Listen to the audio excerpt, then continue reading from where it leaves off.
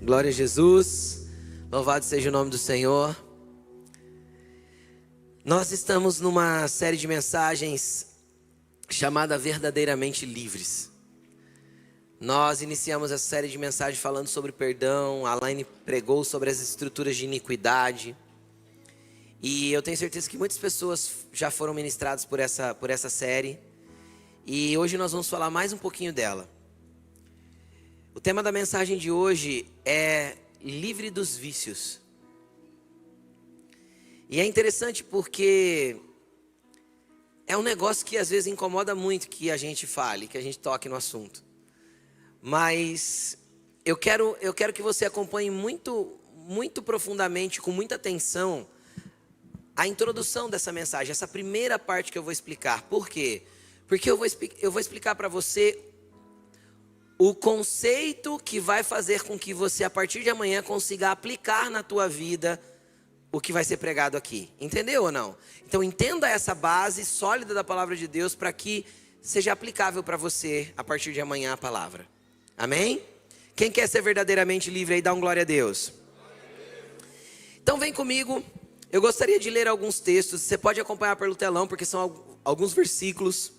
E eu gostaria de ler Gênesis 1, 28. Eu quero começar pelo começo. Gênesis 1, 28. Pode projetar no telão para mim.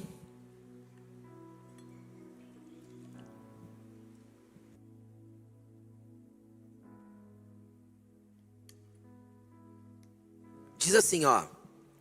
Deus os abençoou e lhes disse: sejam férteis, multipliquem-se, encham e subjuguem a terra.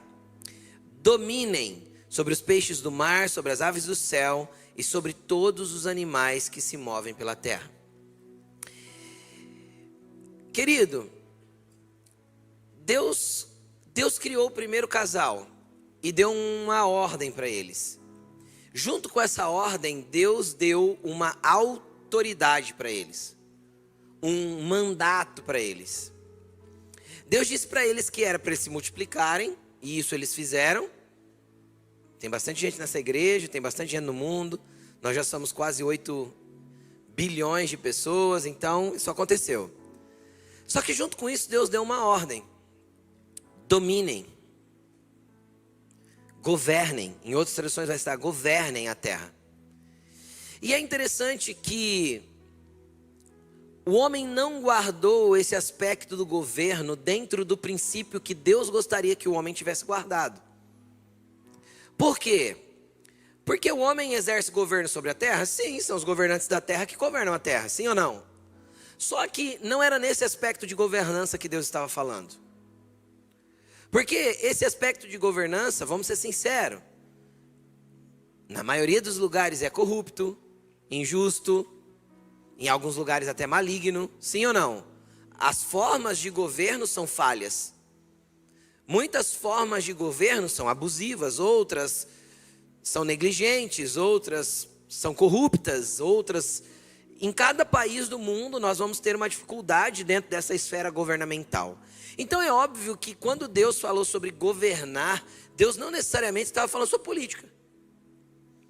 Até porque o conceito de polis surgiu na Grécia, 4.000 anos mais tarde. Então não era disso que Deus estava falando. Deus estava falando a respeito de um aspecto de governo, de um aspecto de liderança ou de governo espiritual, de um aspecto de ter autoridade espiritual sobre as coisas que estão sob nossa responsabilidade. E é interessante que Deus entregou para o primeiro casal um jardim para eles governarem. Deus olhou para Adão e falou assim: está aqui o jardim que eu plantei no Éden. O Éden era um lugar. Deus plantou um jardim lá, colocou Adão e depois Eva lá nesse jardim e falou para Adão: eu quero que você cuide, zele e cultive esse jardim. Dentro do aspecto, a proteção daquele jardim cabia ao homem, porque o domínio, o governo daquele jardim estava nas mãos do homem. Só que o homem não cuidou do jeito que Deus queria que ele cuidasse, com autoridade espiritual. Entende o que eu estou falando? O homem não zelou do jeito que tinha que zelar. E aí ele falhou, pecou, comeu do fruto proibido junto com sua esposa e foram expulsos do jardim. Por não ter cuidado dele do jeito que Deus pediu. Só que o problema é que no ambiente espiritual, fisicamente, eles só saíram do jardim. E ao invés da terra dar espontaneamente o seu fruto, agora ele tinha que plantar para que ela desse. Tudo bem? Mas esse foi a consequência natural do que aconteceu. Mas no ambiente do espírito a coisa foi muito pior. Por quê? Porque o homem perdeu o governo. Ele perdeu a autoridade espiritual sobre a terra. Tanto que quando Jesus vai ser tentado pelo diabo, quem lembra da tentação de Jesus? Quem já leu? Pode ser que não todos, mas uma das coisas que Satanás fala, a última tentação de Jesus, né, em 3 aspectos ali de tentação, a última delas, a Bíblia diz que Satanás levou Jesus a um alto monte da terra e mostrou num relance o esplendor de todos os reinos da terra. Então foi um negócio bem espiritual que Satanás fez com Jesus ali, mostrando num relance todos os reinos da terra e toda a sua glória. Satanás olhou para ele e falou assim: olha, se você se prostrar e me adorar, eu te dou todo esse esplendor, toda essa glória, porque me foi entregue. Quando Satanás cita que foi entregue para ele, foi entregue por quem? Pelo homem. Então, espiritualmente, o homem perdeu o governo lá no Éden, entregou o governo da terra para Satanás. Aí Jesus na hora olha para ele e fala o quê? Vai-te, Satanás, somente ao Senhor seu Deus adorarás e somente a eles prestará culto. E ele expulsa Satanás e ele não cede à tentação de Satanás, de ter de ganhar de Satanás o domínio sobre o esplendor dos reinos da terra. Satanás ofereceu o que para Jesus? De uma maneira remendada, um lugar de governo. Agora, qual era a promessa bíblica que Isaías já tinha feito a respeito de Jesus? O governo estará sobre os seus ombros, e o seu nome será Maravilhoso, Conselheiro, Deus Forte, Pai da Eternidade e Príncipe da Paz. Então Jesus já tinha uma promessa messiânica, uma promessa bíblica a respeito dele mesmo, uma promessa profética a respeito dele mesmo, que o governo estaria sobre a vida dele. Satanás tentou criar um atalho. Quem entende o que eu estou falando? Então pega esse atalho aqui que você não precisa ir para a cruz. Você não precisa sofrer. Eu te dou o atalho para você conquistar o que foi prometido que você conquistaria sem passar pelo sacrifício. Jesus não aceitou, é óbvio. E Jesus foi até o fim. E aí a Bíblia diz que porque ele foi até o fim e desceu ao mais baixo nível de servidão, Deus o colocou acima de todo trono, governo, principado e autoridade. E lhe deu o nome que está acima de todo nome, para que ao nome de Jesus toda língua confesse, todo joelho se dobre e todos se prostrem. Então, porque ele não aceitou a proposta do inimigo de pegar um governo caído, um domínio caído, uma autorização fora dos padrões de Deus, Jesus reestabeleceu sobre ele a autoridade que o homem tinha perdido lá no Éden. Pegaram o contexto da história? Então Jesus traz para ele agora, com autoridade, com propriedade, porque ele venceu o que Adão não soube zelar. Adão não conseguiu zelar do jardim, e por isso caiu no pecado. Jesus venceu o pecado e trouxe o jardim para dentro de nós. Entende? E aí com isso ele pegou para ele o lugar que está acima de todo lugar. Por isso ele é Rei dos Reis e Senhor dos Senhores. E ele governa toda a terra. Mas pastor, está uma bagunça. Sim, é porque o reino ainda não foi estabelecido aqui. O reino ainda está em nós. Fique tranquilo, ele vai voltar. E quando ele voltar, ele vai governar as nações com cetro de ferro. Fique em paz, mas esse dia ainda vai chegar. Tá bom? Se na nossa geração, ou na próxima, ou na outra, vai chegar esse dia e nós vamos estar lá, vendo de pertinho. Quem quer estar lá vendo de pertinho? Eu quero. Mas aí eu quero trazer uma outra perspectiva para nós. Coloca para mim Evangelho de João, capítulo 1, versículo 12. Evangelho de João, capítulo 1, versículo 12. Você entendeu essa primeira parte? Eu posso escutar um amém bem forte? Tranquilo? Então tá. Evangelho de João 1, 12. Olha lá. Contudo, entretanto, porém, aos que o receberam, e João está falando de Jesus, aos que receberam Jesus. Quem já recebeu Jesus aqui como Senhor? Aos que creem no seu nome. Quem crê no nome de Jesus? Deu-lhes, entregou-lhes a autoridade de se tornarem filhos de Deus.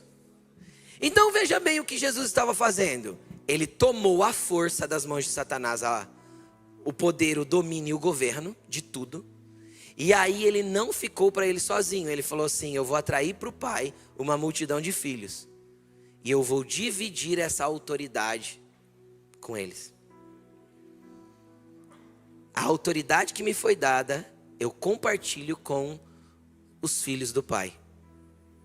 Se eles creem em mim, se eles me tiverem, eu lhes dou a autoridade de serem filhos. Aí você fala: mas pastor, a autoridade é para ser filho.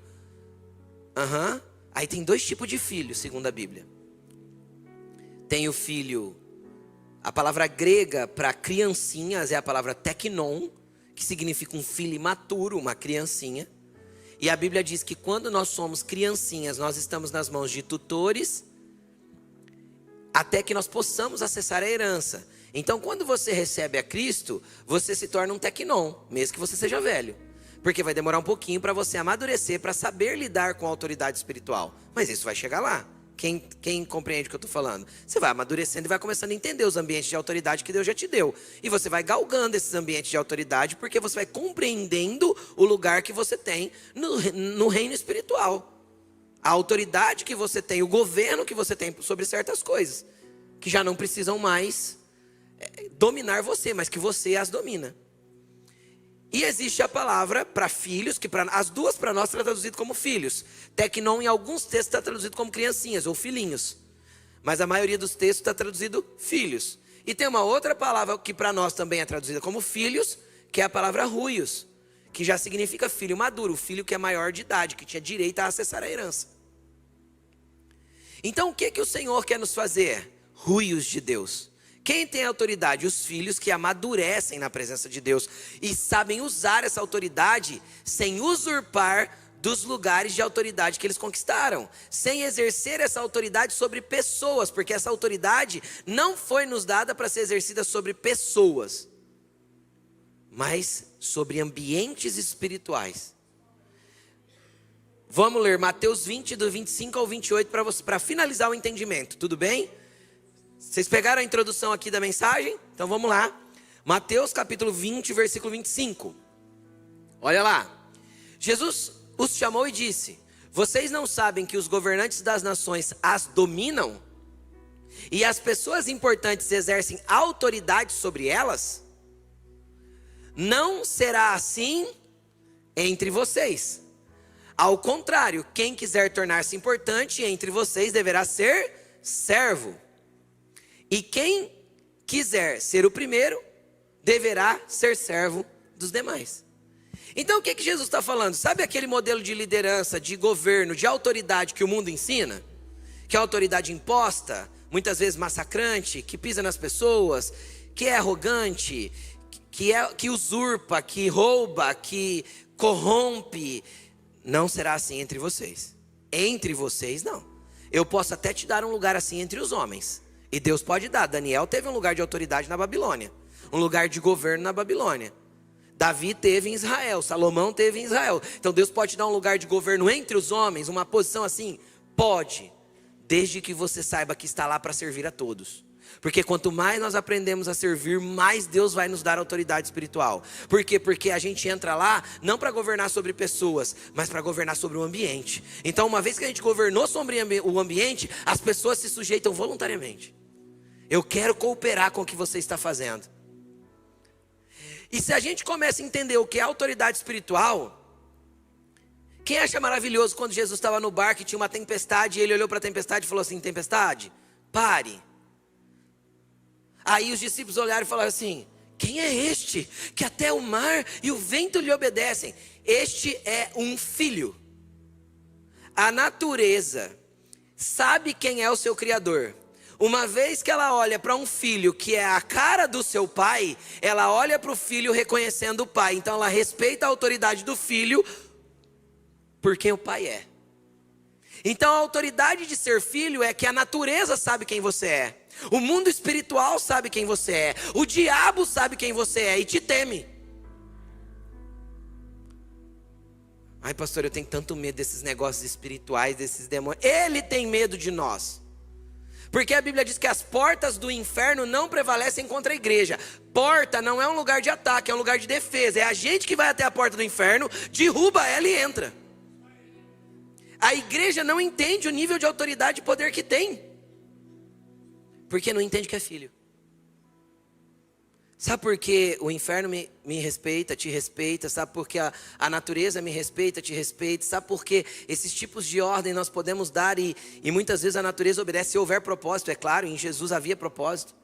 Quando ele fazia, você não vai ficar mandando parar de chover à toa. Mas se há propósito, você vai mandar e vai parar. Entende? 2 vezes eu já orei para parar de chover e as 2 vezes que eu orei não choveu. Porque tinha um propósito para acontecer algo.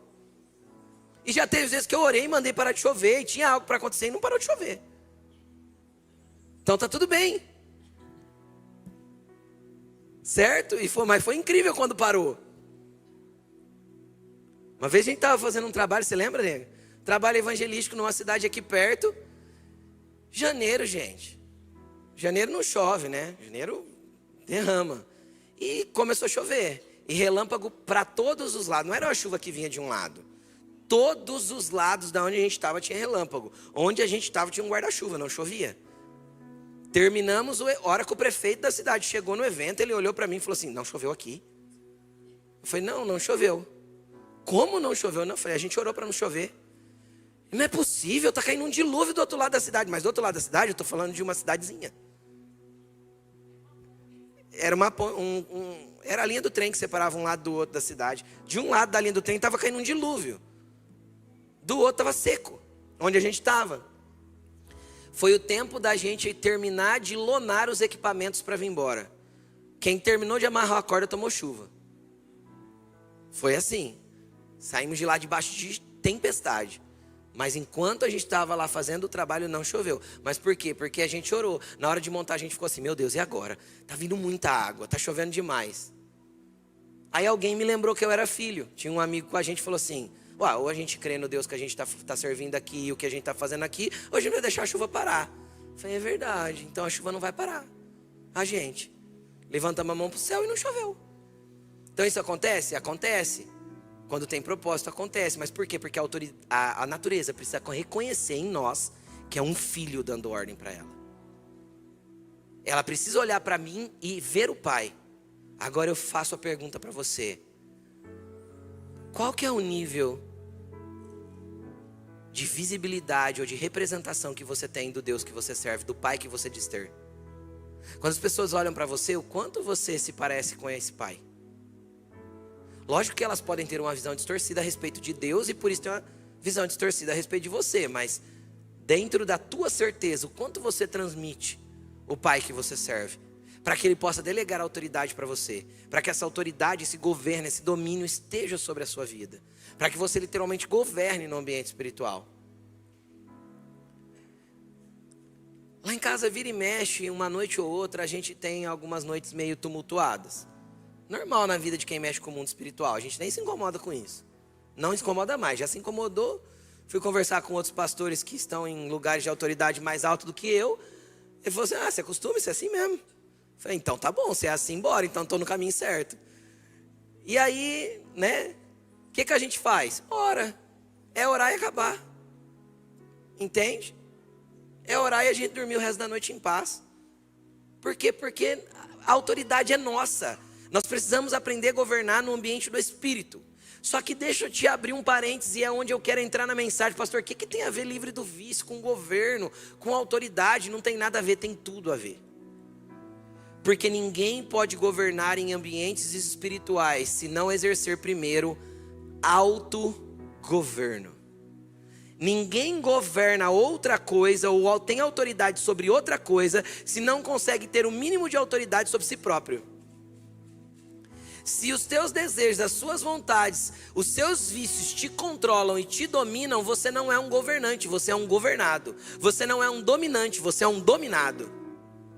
Se os teus desejos, suas paixões, suas corrupções humanas, seus desejos caídos governam você, você não é governado. Não adianta erguer a mão para o diabo e falar: sai em nome de Jesus. Não tem nada a ver com o diabo, tem a ver com as paixões que militam nos seus membros, as paixões que militam no seu interior. O pior demônio a ser vencido não é o Satanás e a sua corja. O pior demônio a ser vencido é a minha vontade, o meu eu sentado no trono. Esse é o pior a ser vencido. Esse é terrível. Por quê? E por que nós temos vícios? E todos temos. Porque todos os vícios são satisfatórios. Trazem prazer momentâneo, trazem algum aspecto de conforto na alma, trazem algum aspecto de saciedade, trazem algum aspecto de dreno, né? De dar aquela relaxada, aliviei e tal. De alguma forma te acaricia a sua alma. Agora, sabe por que nós ainda buscamos nos vícios acariciar a nossa alma, ou preencher um vazio, ou tentar sanar uma debilidade emocional? Porque nos falta Pai.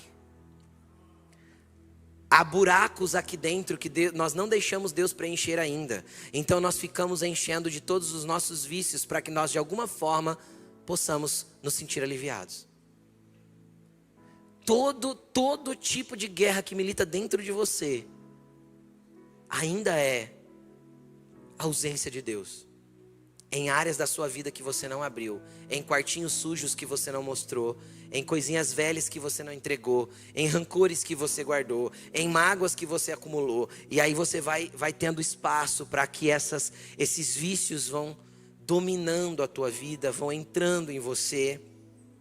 E aí, como eu disse, essa é a introdução da mensagem. Eu quero entrar em uma parte bem prática agora. Eu quero pedir em nome de Jesus que você fique firme até o fim da mensagem, para que você entenda que Deus não te colocou na terra para que você fosse governado, mas Deus te colocou na terra para que você governe.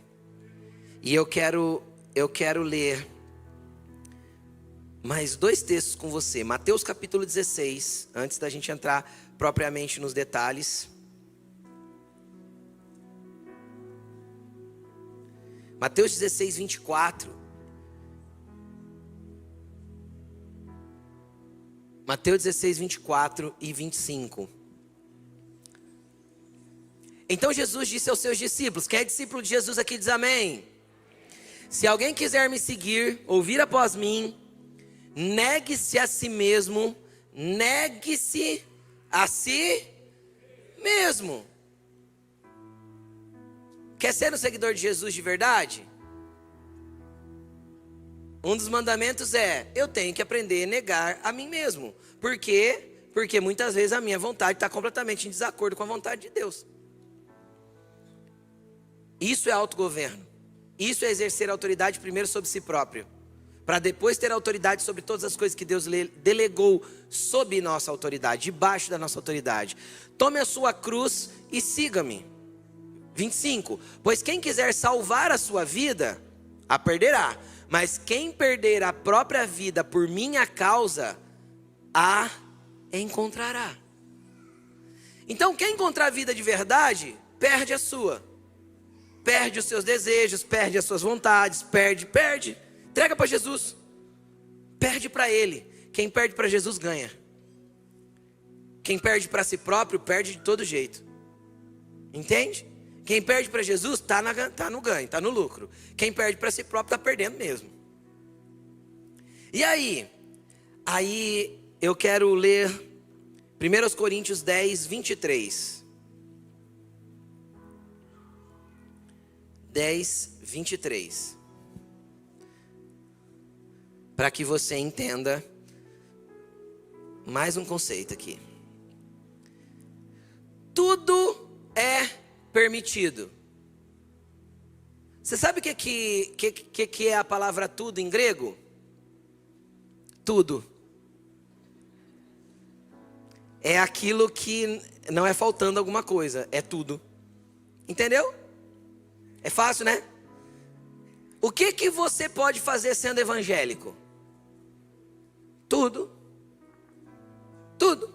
O que você pode fazer? O que a tua religião te proíbe? Nada. Porque tudo te é lícito. Tudo é permitido. Pastor, eu posso ser evangélico e ir para o motel?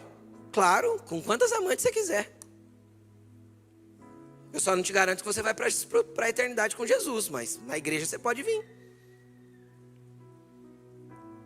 Tranquilo, pode ser evangélico, pode avisar para o governo que você é evangélico. Não tem problema nenhum, pode ir na marcha para Jesus, pode ir no show gospel, pode escutar louvor no carro, né? Pode fazer o que você quiser, pode orar até expulsando Satanás. Se ele vai embora, eu já acredito que não, mas você pode orar expulsando. Não tem problema nenhum, você pode, porque a tua religião tudo permite. Então você pode beber, você pode fazer tudo errado, você pode ir para balada no sábado, vir na igreja no domingo. Tudo te é lícito, na boa. Só que nem tudo te convém. Nem tudo te convém. Não te convém por quê? Porque você é filho de Deus. Então, se eu sou filho de Deus, tem lugares que não convém para mim, ambientes que não convém para mim, atitudes que não mais convém para mim. E quanto mais maduro me torno, menos coisas me convém. Todas me são permitidas, mas menos, mas vai me convir algumas coisas. Quem entende o que eu estou falando? Então tudo você pode, tudo me é permitido, mas nem tudo edifica. E aí eu quero entrar nos aspectos dos vícios. Existem pessoas, por exemplo, eu vou entrar em algumas coisas aqui. Tem pessoas que são, por exemplo, viciadas em dinheiro. Como, pastor? Vício em dinheiro? Jesus disse que o dinheiro nos vicia tanto que ele se transforma senhor da nossa vida. Quando o dinheiro se torna senhor da nossa vida, acabou o nosso governo completo. É ele que nos domina. Agora deixa eu te falar, você não precisa ter dinheiro você não precisa ter dinheiro para o dinheiro te dominar. Você pode ser um quebrado, devendo, não conseguir administrar nem as contas do mês, mas o dinheiro ser o teu senhor. Tem gente que o dinheiro domina tanto que quando ele tem um pouquinho guardado, ou ele conseguiu pôr uns real lá na aplicação, ele fica entrando todo dia para ver quanto rendeu. Ele não desliga o aplicativo da operadora, porque ele precisa ver se deu, se não deu. E se ele perde um pouquinho, ele já entra em desespero. Existem pessoas que são governadas por Mamon. E quem é governado por Mamon é o Deus do dinheiro. Jesus chamou ele de Deus. O único demônio que Jesus atribuiu o título de Deus foi Mamon. Ele falou: vocês não podem servir a dois senhores. Ou vocês servem a Deus, ou vocês servem as riquezas. Ou vocês servem a Deus, ou servem a Mamon. Agora, se eu sirvo a Mamon, pastor, como eu sei que eu estou servindo o dinheiro? É simples, faz uma pequena análise. Como eu sei que o dinheiro está me dominando e eu sou dominado por ele? Como eu sei que eu estou numa cadeia por causa do dinheiro? Simples. Faz uma análise aí agora. Se você perdesse todo o seu patrimônio e todo o seu dinheiro, como continuaria a sua vida? Como você ficaria? Pastor, eu acho que eu dava um tiro na cabeça. O dinheiro te domina. É por isso que dá um tiro na cabeça.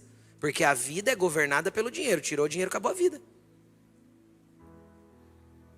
Entende? E se me tirarem tudo? Eu vou sofrer um pouco, porque eu vou ter que readaptar a minha vida para ser uma vida um pouco mais dura. Porque o dinheiro traz pra gente conforto, sim ou não? Porém, eu vou deixar de viver, de adorar o meu Deus, de saber que Ele é meu Senhor, que Ele governa a minha vida? Jamais. Até porque a igreja não estaria preparada para os dias que antecederão a volta de Jesus, se ela for dominada pelo dinheiro. Porque uma das primeiras coisas que vai acontecer na vida da igreja é ela ser perseguida. E ela sendo perseguida, uma das primeiras coisas que acontecem é os problemas financeiros. A perseguição precederá a volta do Messias. Ô pastor, que palavra dura. Eu sei, é mais gostoso pregar igual domingo passado. Foi maravilhoso. Cantata. Ele vive. Só que Ele vive para governar a minha vida. Ele vive para dirigir a minha história. Ele vive para governar a sua história. Ele vive para quebrar os cativeiros que te prendem, para tirar os vícios que te dominam. Ele vive, venceu e voltará para ter você com Ele na eternidade. Senão foi inútil Ele viver. Entende? Jesus não morreu para encher a igreja. Jesus morreu para conduzir pessoas à presença dEle. Jesus morreu para conduzir pessoas a uma liberdade genuína, a um evangelho verdadeiro, a um evangelho que salva, liberta, cura e transforma, e que muda a condição daquilo que nós somos. E Ele tem poder para isso. Tem pessoas que quando tem muito, falando ainda do dinheiro, se tornam arrogantes,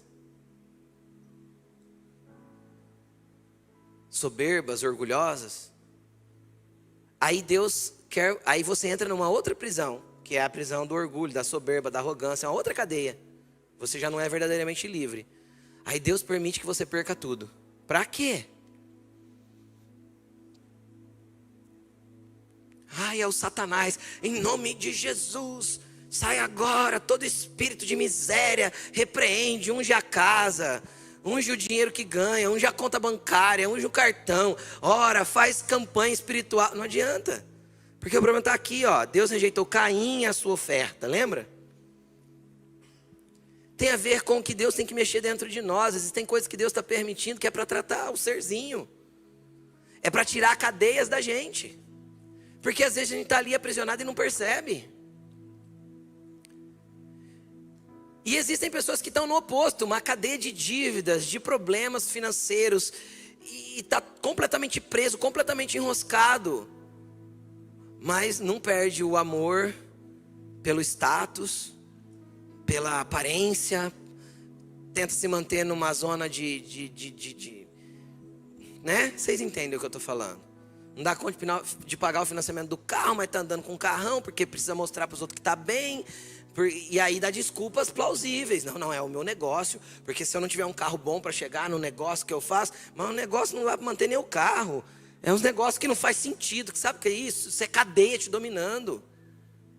Nós precisamos achar um ponto de equilíbrio em tudo isso. Então eu falo pouco sobre dinheiro aqui, vocês sabem disso, mas quer ser abençoado financeiramente? Dizima, oferta, adore a Deus com o teu dinheiro e administre. Ah, eu vou comprar um carro pela fé. Fé não paga boleto, não. É dinheiro que paga boleto. Então, você tem que saber administrar. Gaste menos do que você ganha. Poupe, guarde. Se você fizer isso, você vai ter. Só que a matemática do céu é assim, ó. Um retém mais do que é justo e empobrece. Salomão falou isso. Outro dá liberalmente e enriquece. Isso é matemática humana? Não, a matemática humana fala que se eu estiver guardando, poupando, eu vou ter. E se eu desbanjar, eu perco tudo. Aí a matemática de Deus fala assim, ó, dê liberalmente e enriqueça. E retenha demais e empobreça. Por quê? Porque você não é desse mundo. O que te faz governar no ambiente do dinheiro não é como você age na terra, é como você venceu o mamon nos ambientes espirituais. Quem destrona mamon do seu coração governa com dinheiro sobre a terra. E tem problema ter dinheiro? Não. E tem problema não ter? Não. Espiritualmente não é um problema. Entende?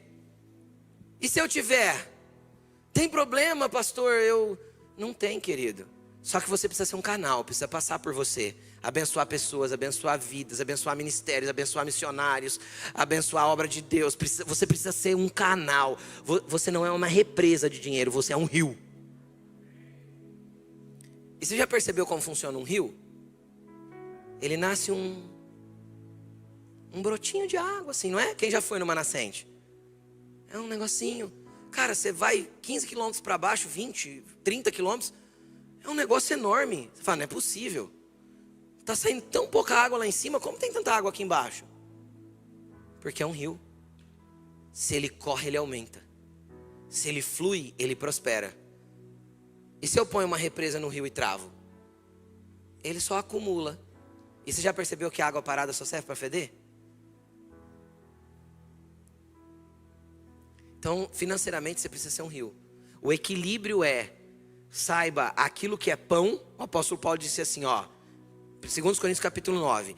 Deus dá semente ao que semeia e pão para alimento. Este Deus que faz isso também vai multiplicar a tua sementeira, o lugar onde você armazena sementes. Então o que ele está ensinando? Olha, Deus dá para você uma parte que é pão. Pão eu faço o quê?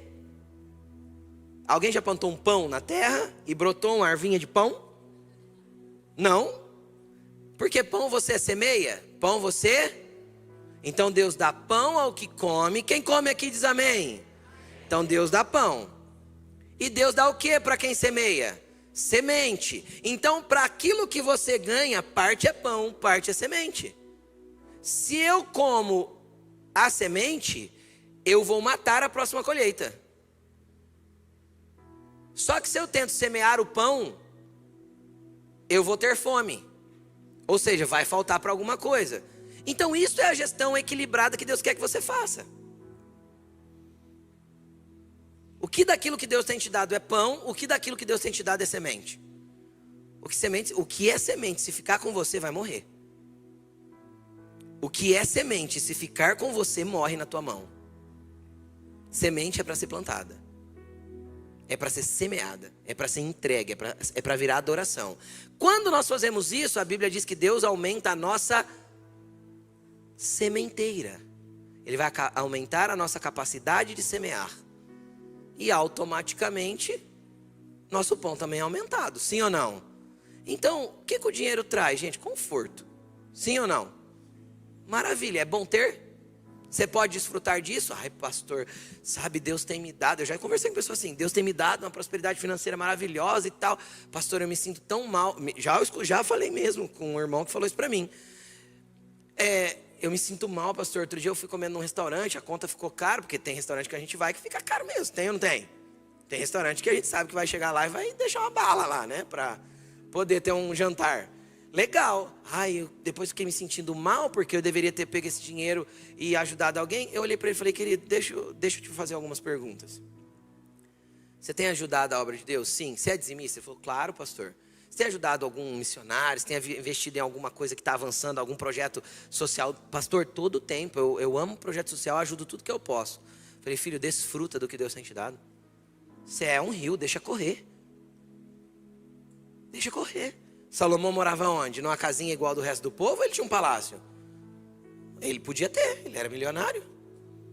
Quem está entendendo o que eu estou falando? Não tem problema eu desfrutar do palácio. Só que a Bíblia diz que no tempo de Salomão, Israel inteiro prosperou. A prata se tornou sem valor em Israel por tanto que tinha. Tinha tanta prata no meio do povo que ela perdeu o valor comercial. Está escrito na Bíblia. Nos dias de Salomão, a prata perdeu o seu valor em Israel devido ao tanto que tinha. Entende? Foi só Salomão que prosperou? Não. Ele fez com que todos prosperassem. Ele fez com que ele foi um rio. Deus podia dar para ele cada vez mais. Entende? E não tinha problema ele desfrutar do conforto do palácio, desde que ele entendesse que ele estava governando para um povo, que ele estava abençoando o povo. Então não deixa o dinheiro te dominar. Às vezes o dinheiro está te dominando na escassez, e às vezes o dinheiro está te dominando. Como o dinheiro me domina na escassez? Tem muito pouco esse mês, não vou dizimar não. Pronto, já dominou. Entendeu? Pastor, mas eu fiz a conta, vai faltar pão se eu dizimar. Então, mas o dízimo é semente. Se você come a semente, você vai reter a próxima colheita. Então você planta o que é semente, isso o pão está pouco. A Bíblia diz que Deus não vai deixar o justo mendigar um pão. E não vai faltar mesmo, porque Deus vai prover. Porque você semeou o que era semente. E pronto. Isso é não ser dominado pelo dinheiro. Isso é não viver numa cadeia de vício pelo dinheiro. Amém? Vamos para mais uma. Existe o vício da comida.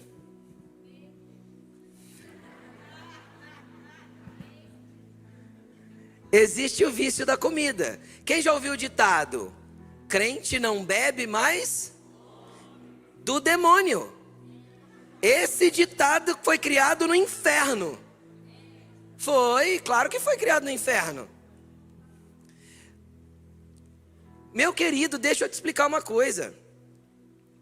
Se você não é livre o suficiente para conseguir falar não para um brigadeiro, você quer dominar em que esfera espiritual? Se você não é livre o suficiente para entender que já comeu o suficiente naquele dia, pelo amor de Deus, nós precisamos mudar a nossa perspectiva com relação à comida. Nós não vivemos para comer, nós comemos para viver. Entende? A comida precisa ser algo na tua vida que te abençoa. Por que precisa ser algo que te abençoa? Por causa do que está escrito no capítulo 10, no versículo 31. Coloca para mim. 1 Coríntios 10, 31. E deixa ele na agulha aí que nós não vamos ler ele só agora. Nós vamos ler umas 3 vezes ele. Assim, quer vocês comam, quer bebam, quer façam qualquer outra coisa, façam tudo. O que significa tudo em grego? Tudo. Façam tudo na vida de vocês para a glória de Deus. Agora, quando você termina aquele almoço que você sabe que você exagerou bastante, você acha que você consegue pôr a mão na barriga e falar: Deus, glória a Deus, muito obrigado, porque eu estou parecendo um glutão hoje. Estou passando mal aqui. Estou precisando tomar um Eno, Deus, obrigado, que eu comi até ter que tomar Eno. Você pode dar glória a Deus por isso? É óbvio que não, então isso não está equilibrado. Isso não está num lugar de liberdade, isso está num lugar de aprisionamento. Só que aí, eu não vou só para esse lado não, vamos inverter o lado agora. Tem pessoas que entraram numa neura tão grande com o negócio de comida, que agora ele também não sabe mais celebrar. Entende? E a Bíblia permite a nossa celebração. Só que celebração não é de quarta, quinta, sexta, sábado e domingo. Isso não é celebração, isso é vida. Celebração é um dia esporádico que eu tiro para celebrar. Aí a Bíblia diz o seguinte: comam as gorduras, bebam as doçuras, celebrem na minha presença. É dia de celebração. Quem faz aniversário aqui? Todo mundo, todo mundo. Teu aniversário é dia do quê? De celebrar. Ok. Come doce, celebre, fique alegre, entende? Mas amanhã a vida volta ao normal. A comida não te domina mais. Entende o que eu estou dizendo? Tem pessoa que abre a geladeira, ela olha para a geladeira, tem água e Coca-Cola, ela vai na Coca-Cola.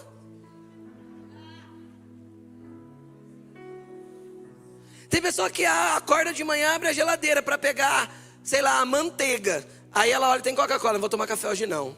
Pega a Coca-Cola e toma um copo de Coca-Cola de manhã. Gente, eu vou ser sincero para vocês. Você está sendo dominado e não percebe. Você está sendo governado. Aí você vai ter uma doença e você vai orar, porque em nome de Jesus, Ele levou sobre si todas as minhas dores, todas as minhas enfermidades. Acho que Jesus olha e fala assim: você que arrumou isso aí. Eu não tenho nada com isso não. Aí de repente, com 60 anos de idade, dá um infarto, vai para a glória. Vai ser salvo, a graça que te salva. Chega lá, Jesus fala: o que você está fazendo aqui? Você fala: o Senhor que me trouxe. Fala: você que veio? Não fui eu que entupi suas veias. Não fui eu que entupi suas veias, foi você que se entupiu. Aí esse é um problema seu. Agora qual que é o problema disso, pastor? O problema disso é que é um propósito para a tua vida sobre a terra. E o teu propósito foi determinado até o fim dos seus dias. E pode ser que você antecipe o fim dos seus dias por causa daquilo que você come. Aí você vai chegar diante de Deus, vai ter que prestar conta dos seus dias. E aí? Aí fica a pergunta: e aí? Então tem dia de celebração e tem a vida. Separe uma coisa da outra. Tem o dia de celebrar. Só que a sua vida precisa ser equilibrada. A comida não pode te dominar. Não pode. te dominar. Porque senão você não é verdadeiramente livre. É mais um vício que você está cultivando. Vício de comer, porque comer é bom, gente. Gera prazer, sim ou não? Como gera. No meu caso, que gosto de um doce, se tiver leite condensado, Nutella, é mais gostoso ainda, eu não é? Só que não pode viver disso, viver para isso. Porque se tornaria um vício. Porque eu preciso comer para a glória de Deus. Então não adianta eu dar graças pela comida e depois de dar graças eu como de um jeito que não glorifique a Deus. Entende? Vocês estão comigo, gente? Qual que é o outro vício que eu quero falar? Vício de bebida. E esse é polêmico, porque tem crente brigando. Pode ou não pode beber? Tudo te é permitido. Manguaça, filho, cai bêbado na rua, o problema é teu. Só não fala que é filho de Deus. Porque não tem nada parecido com ele isso. Não é? Então, eu acho interessante. Algumas coisas que as pessoas não entendem, ficam brigando. Provérbios capítulo 23, Salomão vai falar um pouco a respeito de bebida. Um pouco não, é quase o capítulo 23 inteiro. Lê lá depois. Mas ele começa mais ou menos assim, ó. Para quem são as dores? E para quem são os ais? São para aqueles que se demoram perto do vinho, ou andam em busca de bebida misturada. Então presta atenção no que ele está falando. Demora perto do vinho e anda buscando bebida misturada. Qual que é a consequência para essas pessoas? Dores e ais. É isso que Provérbios diz. Tá, então vamos entender uma coisa. Por que ele fala demorar perto do vinho? Porque você vai encontrar, sei lá, pelo menos umas 5 ou 6 referências na Bíblia, 4, 5 referências na Bíblia, que vai dizer assim, ó. E no terceiro dia da festa, quando eles já estavam alegres pelo vinho, mano, 3 dias bebendo para poder ficar alegre. Por quê? Porque sabe como era feito o vinho? Eles colocavam no lagar, que era um tanque de madeira, baixinho assim. Eles jogavam a uva ali, tiravam o calçado dos pés ali limpinhos, né? Todos bem cuidados, hidratados, bem arrumadinhos. E eles entravam dentro do lagar e começavam lá, né? E escorrendo. E aquilo que escorria era o vinho. O que tinha de mistura ali? Só o chulé do pé. Nada, era só suco. Mais nada. E por que eles se embriagavam, pastor? Porque eles guardavam o vinho, o suco de uva, a gente chama de suco hoje, mas era o vinho, até a próxima colheita. Porque tinha que beber um ano todo. Quem está entendendo? Era a base da refeição deles isso. Então, eles tinham que beber até a próxima colheita de uvas, que era só no ano seguinte. Correto? Então, o que acontece? Eles punham isso onde? Em odres. Quem lembra da pregação, né? Odres novos, vinho novo em odres novos. Por que Jesus deu esse paralelo? Porque o vinho novo tinha que ser colocado em vasilha de couro nova. Por quê? Para que eles expandissem juntos. Porque uma vez que era guardado aquilo na vasilha de couro, naturalmente ele fermenta ali dentro. Então ele tem uma expansão. Então o couro tinha que ser flexível o suficiente para expandir junto com o vinho. Então ali entrava um teor de alcoolização pela fermentação natural. Ninguém misturava nada. Quem entende o que eu estou falando? Então depois deles beberem um bom tanto, eles estavam meio alegres mesmo. Porque ia bebendo. Lá no terceiro dia da festa, estava todo mundo... Só que era 3 dias bebendo. Tem umas 3 ou 4 referências assim de 3 dias de festa na Bíblia. Aí eles estavam já alegres pelo vinho. Não era um produto alcoolizado como é hoje. Com teor de alcoolização colocado ali, uma coisa que foi feita propositalmente daquela forma. Não era assim que eles agiam. Outra coisa que nós temos que entender, todas as demais bebidas alcoólicas são bebidas misturadas. Então Salomão falou, olha, daqueles que se demoram perto do vinho e daqueles que andam em busca da bebida misturada. Então as demais bebidas é o quê? Bebida misturada. Elas têm teor alcoólico. Aí você fala assim, pastor, mas é pecado beber? Não, é pecado se embriagar. A embriaguez a Bíblia condena. Agora eu quero saber quem consegue delimitar o limite da embriaguez. Aí você fala, eu consigo. Então faz isso, dirige o seu carro, passa na delegacia e fala, eu quero fazer um bafômetro. Não, se você não está embriagado, não tem problema. Não tem problema. Bebe o tanto que você quiser, passa na delegacia, antes de sair, fala, não, para mostrar que eu não estou pecando, eu vou fazer um teste do bafômetro, para mostrar que eu posso dirigir, que eu estou são, que eu estou 100% bem. Querido, eu vou voltar para o versículo, coloca de novo o versículo aí para mim. Quer comamos, quer bebamos. Então vai lá, manguaça, levanta a mão para o alto e fala, glória a Deus, Jesus. Dá? Não dá, então se não dá, não convém. Se não dá, não convém. É lícito? É, não convém. Não parece filho de Deus. Não exemplifica quem o Pai é. Não exemplifica quem Deus quer que você seja. Não exemplifica. Então fique longe. É andar na beira do precipício, é pedir para tropeçar. É ou não é? Então para quê?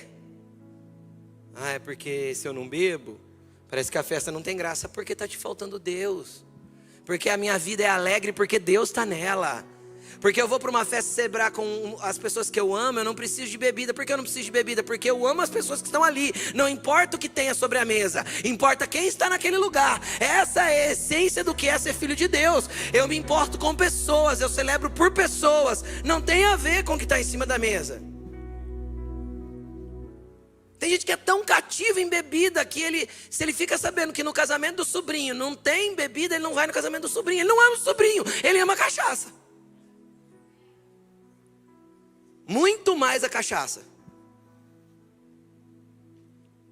E aí não tem graça a festa se não tem bebida. Por que não tem graça? Porque não há graça sobre a vida dessa pessoa. Se a graça entrar, o Pai preencher, você se tornar filho, ele encher esse vazio, você não precisa mais dessas coisas para ser completo, para ser feliz ou para celebrar, porque a tua celebração está naquele que entregou a vida por você, e você é livre para sempre. Você é livre para dizer sim, você é livre para dizer não. A liberdade está nesse equilíbrio. A liberdade está nesse equilíbrio. O que é liberdade? Liberdade é assim, ó, eu não tenho tatuagem.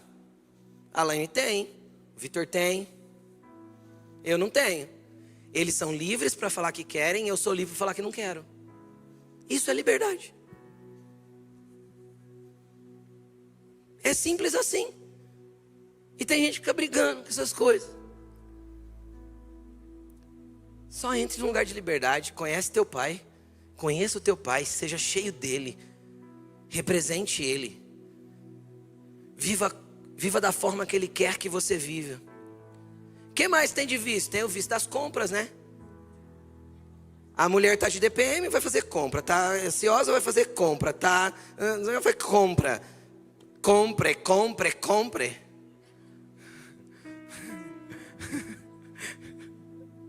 Não pode. Porque às vezes você vai desequilibrar teu orçamento, vai entrar num problema por causa de vício. Compras também é vício, você também está numa cadeia. Vou num terceiro aspecto aqui, vou deixar isso por último. Você pode ser viciado em jogos. Você pode ser viciado no teu celular. Que não é diferente, vai para o mesmo aspecto eletrônico. Parece um zumbi. O povo está conversando em volta, não é? Hã? Deixa eu te explicar uma coisa, querido. Jogo vicia.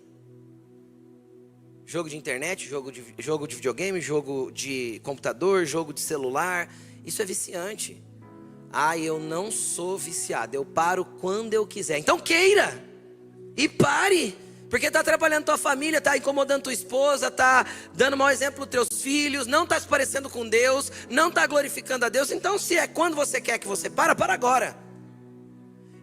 Então se você acha que os vícios que você tem não está te dominando, então para agora, faz um teste, fica 60 dias sem. Eu te desafio a parar todos os teus vícios hoje. Fica 60 dias sem. Os 3 primeiros dias está com tremedeira.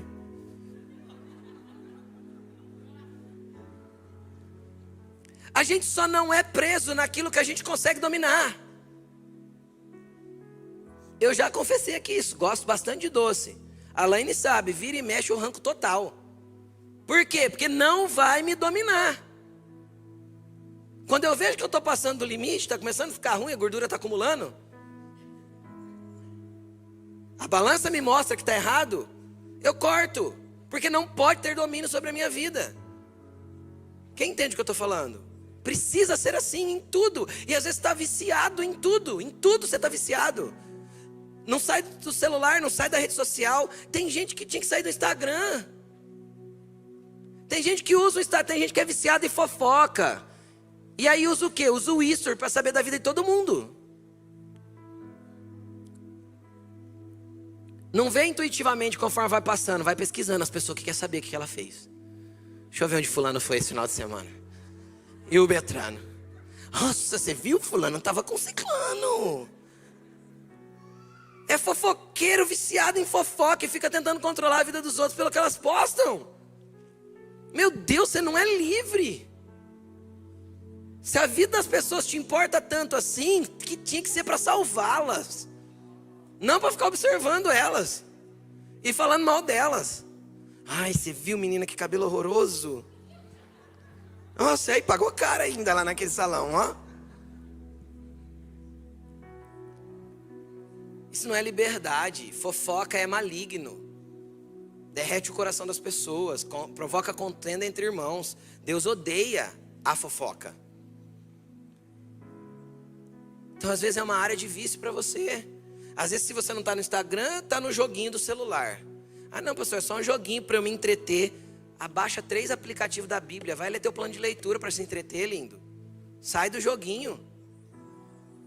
Desinstala tudo, esses infernos, desse joguinho. Põe um aplicativo da Bíblia no celular.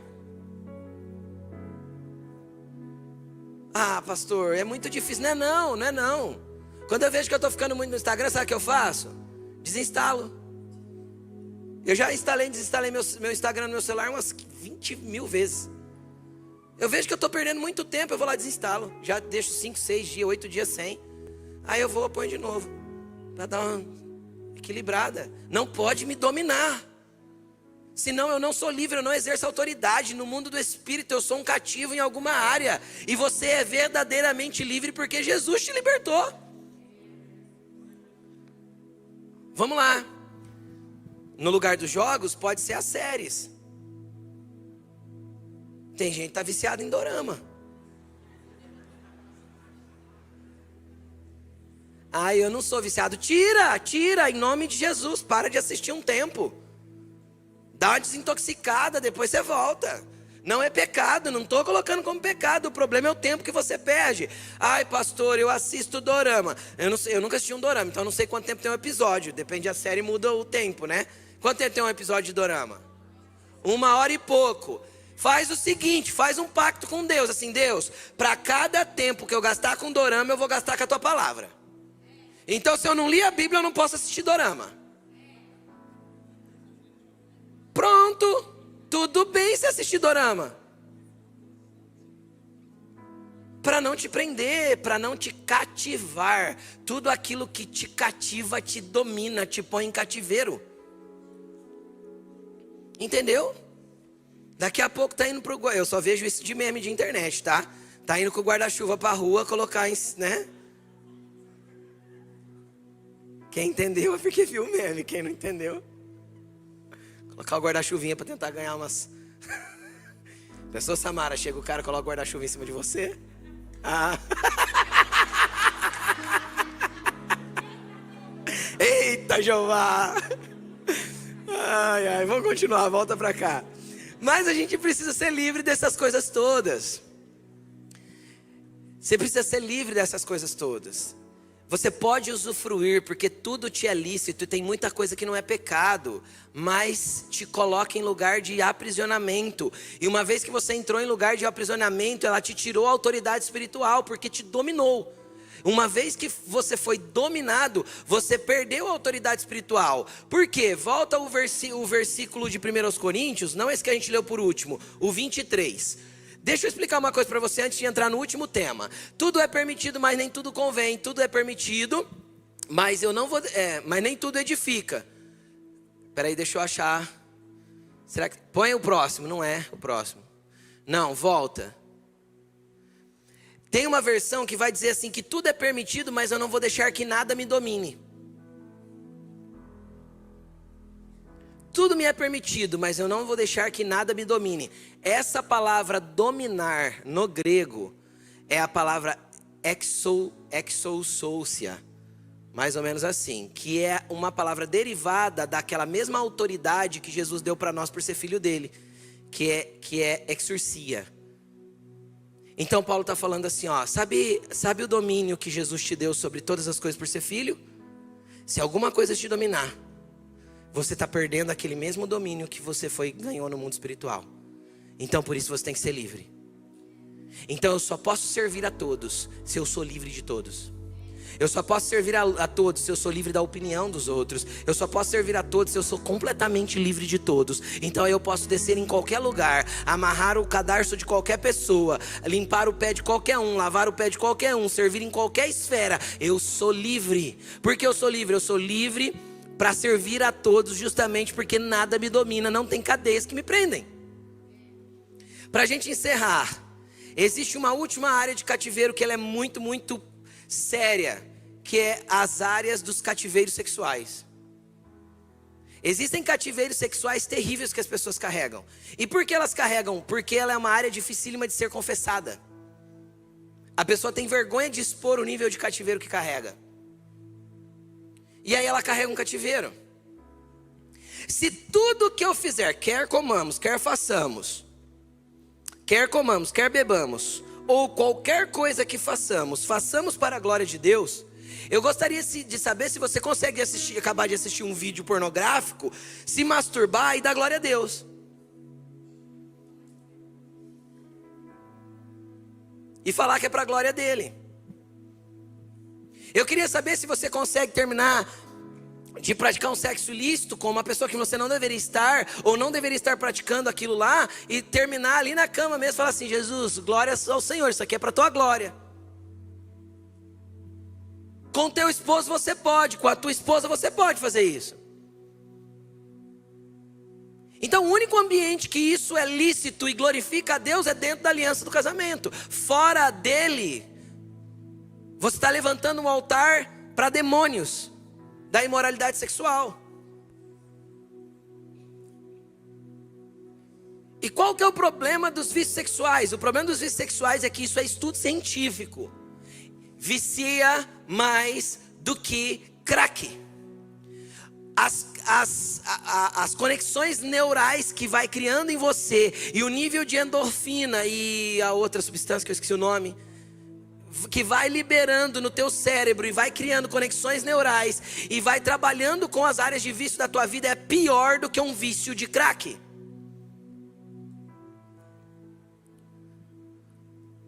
A pornografia é algo terrível, demoníaco, que mexe com todas as esferas da tua alma e te contamina em todos os níveis.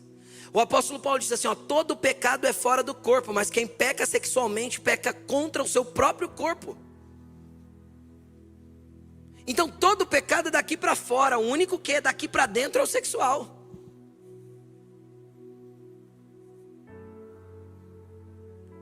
E como tem pessoas cativas hoje, estatisticamente, 70% dos homens têm cativeiro em pornografia. Quase 50% de mulheres. É muito pesado isso, e a igreja está encharcada disso, eu sei que está. Você precisa ser livre. Você precisa ser livre. Sabe por quê? Deus mandou e Deus ordenou que o sexo deveria ser só dentro da aliança, só dentro do casamento. Às vezes eu vou explicar a ceia para você hoje como você nunca entendeu, então eu quero que você preste bastante atenção. É noite de ceia do Senhor, por isso que eu deixei por último. Na noite que ele foi traído, ele tomou o pão, ele partiu, deu graças e disse, isso é o meu corpo que é partido por vocês, ou que é entregue por vocês. Semelhantemente, depois de comer, ele tomou o cálice e ele disse, este é o cálice da nova aliança que faço com vocês através do meu sangue. Façam isso em memória de mim, porque todas as vezes que vocês comerem desse pão e beberem desse cálice, vocês anunciam a minha morte até que eu venha. Quando eu vou para Efésios capítulo 5, o apóstolo Paulo, ele vai traçar um paralelo entre o relacionamento de Jesus com a igreja e do marido com a mulher. Ele usa o casamento para exemplificar a igreja e o seu relacionamento com Cristo, e ele usa Cristo e o relacionamento que nós temos com ele para exemplificar o casamento. Ele vai traçando um paralelo entre as duas coisas. Quando ele termina de traçar esse paralelo, ele fala assim, ó, grande é este mistério. E eu me refiro a Cristo e à igreja. Querido, deixa eu te explicar o que Jesus estava fazendo. O que é uma aliança? Eu quero que você entenda isso. Por que o sexo tem que ser só dentro da aliança? Quando Jesus estava fazendo uma aliança com a gente, Ele deu duas coisas para nós: o seu corpo e o seu sangue. Você sabe como que é o casamento, como o casamento funciona? Lei da primeira menção, Jesus usou ela. Portanto, deixará o homem a casa do seu pai e da sua mãe, se unirá à sua mulher, e os dois serão uma só carne. Naquele momento o corpo é entregue. Se foi dentro dos princípios de Deus, o que existe naquela primeira entrega do corpo? A aliança está completa. Então ali pode haver liberdade sexual entre o casal. Já teve casal que eu já vi comentários assim: ah, mas sabe o que é? É que eu já sei que eu vou casar. Então, se eu já sei que eu vou casar, eu sei que eu já vou ter uma aliança, eu já posso ir furunfucando, ué. O primeiro princípio do casamento é: deixará o homem a casa do seu pai e da sua mãe. Pega a mulher da casa do pai e da mãe dela, tira de lá, seja responsável, seja homem, aluga a tua casa, põe a bichinha dentro e resolve a situação. Então, se isso não foi feito ainda, não pode furunfucar. Por quê? Porque o casamento tem princípios, tem protocolos que Deus estabeleceu. Deixa primeiro, junta depois. Juntou, tem corpo e sangue misturado. Juntou, tem corpo e sangue misturado. Então eu tenho uma aliança com Cristo e com a minha esposa. E se é só nós dois? Cristo não está. E se é fora da aliança do que Ele estabeleceu? Então Ele não está. Está com demônios. Tem demônio ali assim, ó. Vai, vai, vai.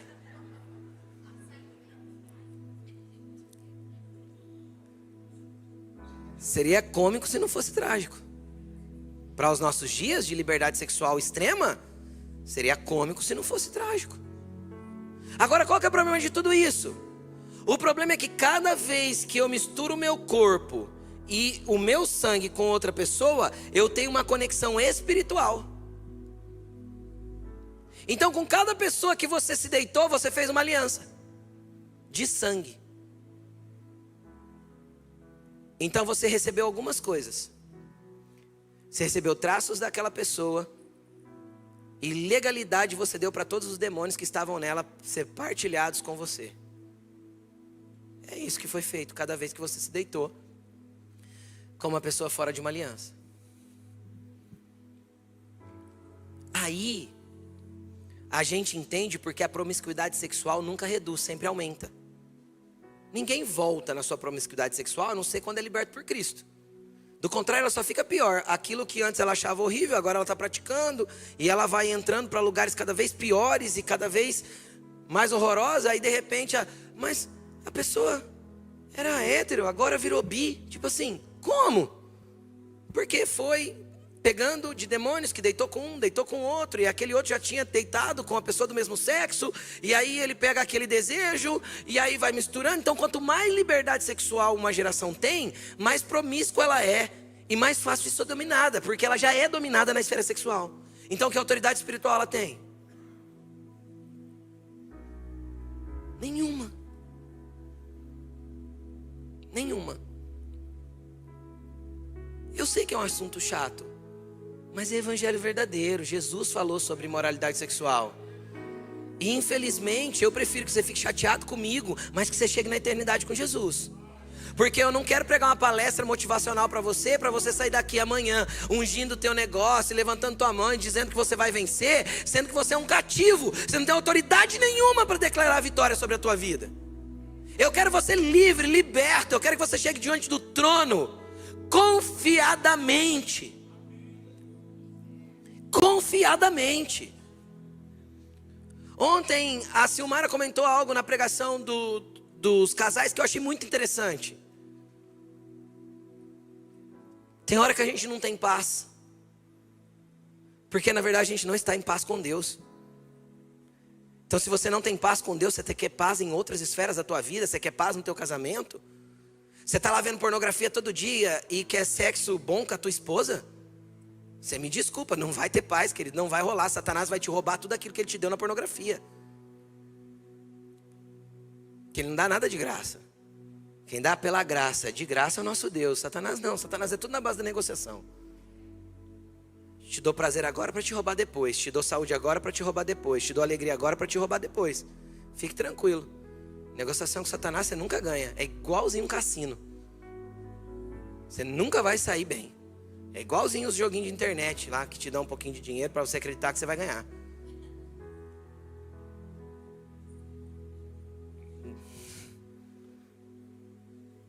Jesus que é livre. E hoje Jesus vai destruir cativeiros de pornografia, de prostituição, cativeiros de promiscuidade. Hoje Jesus vai mudar a tua mente. Deixa eu te explicar uma coisa. Sabe como que ele vai te libertar? Ele vai mudar a essência de quem você é. Ele vai tirar desejos corrompidos que estão aí dentro. Sabe por quê? Porque ele tem toda a autoridade sobre a tua vida. Porque você foi comprado pelo preço do sangue dele. Então você tem uma aliança com ele. Você quebra, ele não. Eu quebro, ele não. Eu rompo essa aliança. Ele fala assim, ó, ainda que você seja infiel, eu permaneço fiel. Então ele vai permanecer fiel a você até o dia do fim. Então a porta, a janela da graça está escancarada para você. Você tem um caminho para encontrar essa liberdade: arrependimento. Aquele que confessa e deixa alcança misericórdia. Aquele que confessa e deixa alcança misericórdia. É uma noite de libertação. Jesus vai quebrar todas as tuas cadeias hoje. E você vai ser livre de todos os teus vícios, para que você ande livre.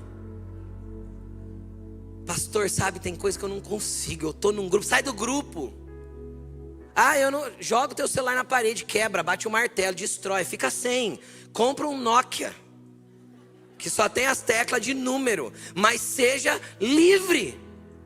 Existem coisas que você vai ter que fazer, que vai ter que ser radical, mas seja livre. Seja livre. Coloque-se de pé.